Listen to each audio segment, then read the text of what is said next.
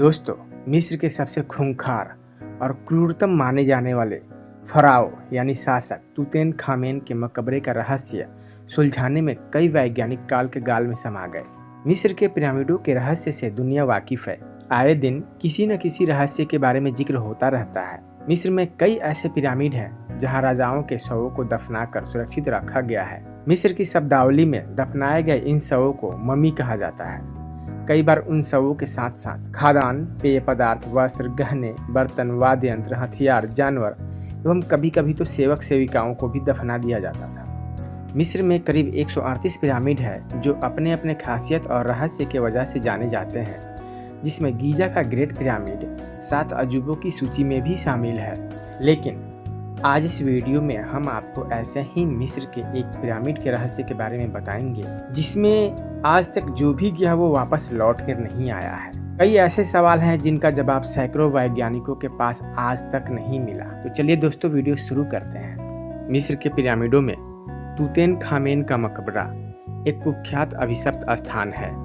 इस मकबरे में जुड़ी एक बोर्ड पर अंकित इबारत आज के सैकड़ों साइंटिस्ट के रिसर्च का विषय बनी हुई है।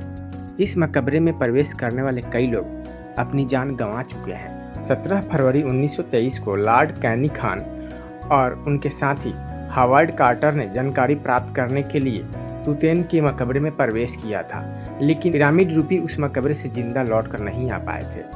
तब से आज तक 35 यानी 35 से ज़्यादा संख्या में सीनियर साइंटिस्ट और आर्कियोलॉजिस्ट यानी कि पुरातत्ववेताओं ने अपने अन्य एक्सपर्ट साथियों के साथ इस मकबरे में अपनी जान गंवा दी। वो इस मकबरे के अंदर गए लेकिन वापस कभी नहीं आए। ऐसा माना जाता है कि सैकड़ों लोगों के अनुसार, जिनमें कितने ही वैज्ञानिक, खोजी, पत्रकार और इतिहासकार सम्मिलित हैं, उन्होंने स्वयं अपनी आंखों से इन मकबरों के अंदर यानी कि इस पिरामिड के अंदर भूत प्रेतों को विचरण करते हुए देखा है। एक विश्वविख्यात खोजी पत्रकार फिलिप बैडनवर्ग ने द क्रश ऑफ फराओज नाम से अपनी बहुचर्चित पुस्तक में ऐसी अनेक घटनाओं का वर्णन किया है जो आधुनिक वैज्ञानिकों की सोच से बहुत दूर या फिर कल्पना लोक की बात लगती है। दरअसल फिलिप ने अपने जीवन का एक बड़ा हिस्सा इन पिरामिड भवनों के बीच, मुख्यतः फराओ के मकबरे और मम्मियों के मध्य उनके अध्ययन में व्यतीत किया था।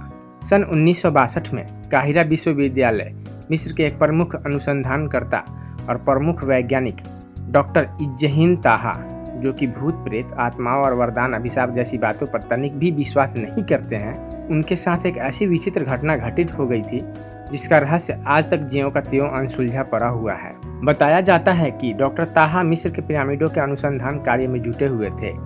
उनका मानना था कि पिरामिडों में पाई जाने वाली विशेष काई के कारण ही उनमें प्रवेश करने वाले व्यक्तियों को सांस और त्वचा संबंधी ऐसी भयानक बीमारियां लग जाती है जो अंततः उनके लिए जानलेवा सिद्ध होती है। उन्होंने पिरामिडों में प्रवेश के लिए काई को समाप्त करने की एक विस्तृत कार्य योजना बनाई थी। डॉक्टर ताहा अपनी योजना को अंतिम रूप देने में ही जुटे थे कि अचानक उनकी कार एक अन्य कार से टक्कर हो जाने के कारण उनकी काहिरा में ही मृत्यु हो गई। इस तरह उनका अनुसंधान कार्य भी धरा का धरा रह गया। उनकी मौत की जांच के लिए जब पुलिस वालों ने कारों की टक्कर की जगह परिस्थिति और दुर्घटनाओं के कारणों की जांच पड़ताल की, तब पुलिस तंत्र भी यह देखकर हैरान रह गई कि जिन परिस्थितियों में कारें टकराई थी उनमें ऐसी भीषण दुर्घटना होने की संभावना बहुत ही कम रहती है। डॉक्टर ताहा की मौत को भी अभिशप्त पिरामिडों का प्रतिशोध मानकर उनकी जांच फाइल भी बंद कर दी गई। बैडनवर्ग की पुस्तक के अनुसार साल 1929 तक तूतेनखामेन के पिरामिडों को खोलकर और उसमें अंदर जाकर जानकारी प्राप्त करने वाले 22 शोधकर्ता अकारण ही मृत्यु की गोद में समा चुके थे, जबकि अन्य अनेक शोधकर्ता तरह तरह की अज्ञात बीमारियों से पीड़ित हो गए थे। उनमें से अधिकांश तो शेष जीवन मानसिक विकार जैसी हालात पर गुजारने को मजबूर थे। इन शोधकर्ताओं की मौत और रोग के कारणों की जांच करने वाले वैज्ञानिकों का कहना है कि इतना सब कुछ सिर्फ काई से होना बिल्कुल भी संभव नहीं है। बैडनबर्ग के अनुसार तूतनखामन अपने समय का एक क्रूर और दुराचारी शासक था।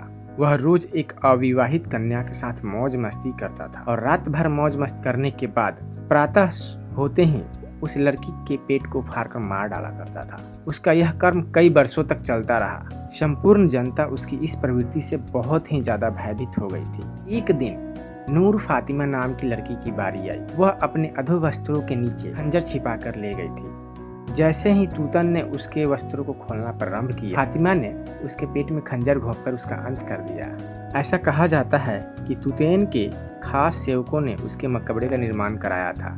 जारी अध्ययनों से ये पता चलता है कि आज भी नित्य एक एक लड़की उसके मकबरे के पास पहुंचती दिखती है। खुद से चलती हुई लड़कियां किस प्रभाव से वहां पहुंचती है, इसकी जानकारी आज तक नहीं हो पाई है, क्योंकि जो शोधकर्ता इस तरह की जानकारियों को प्राप्त करने के लिए जाते हैं वो अपनी जान गंवा बैठते हैं। ऐसा माना जाता है तुतैन खामेन का जो खंजर है वह दूसरे ग्रह से आए धातु से बना था। यह मेटल उल्का पिंड के जरिए धरती पर पहुंची थी। उस खंजर को सन 1925 में ब्रिटिश आर्कियोलॉजिस्ट ने तुतैन खामेन की मम्मी के पास से निकाला था। रिसर्च के मुताबिक खंजर को सदियों बाद भी जंग तक नहीं लगी थी। तुतैन की मम्मी 3000 साल से भी पहले बनाई गई थी। खंजर उसके साथ ही रखा गया था। मिस्र और इटली के साइंटिस्ट ने बिना खंजर को नुकसान पहुंचाए विशेष एक्सरे तकनीक से मेटल की जांच की। यह research journal of meteoritics and planetary science में पब्लिश हुआ था।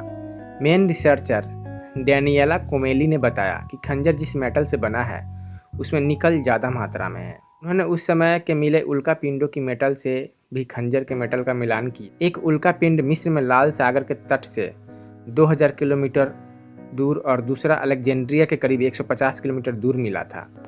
इसमें भी निकेल और कोबाल्ट की वैसी ही मात्रा थी जैसी खंजर में मिली है। दोस्तों, तुतैन खामेन का शासनकाल 1336 ईसा पूर्व से 1327 ईसा पूर्व था। प्राचीन मिस्र के 18वें राजवंश का 11वीं पीढ़ी का वह राजा था। वह 8 साल का था जब वह सिंहासन पर बैठा और 17 साल की उम्र में उसकी मौत हो गई थी। उसकी पूरी तरह साबुत कब्र सन 1922 में ब्रिटिश आर्कियोलॉजिस्ट हावर्ड कार्टर ने खोज निकाली थी। दोस्तों, आशा करता हूँ कि आपको यह जानकारी पसंद आई होगी। आप अपने विचार हमें कमेंट बॉक्स में साझा कर सकते हैं। अगर आपको ये जानकारी पसंद आई हो तो आप इसे लाइक कर दीजिए और मेरे चैनल को सब्सक्राइब कर दीजिए। तब तक के लिए धन्यवाद।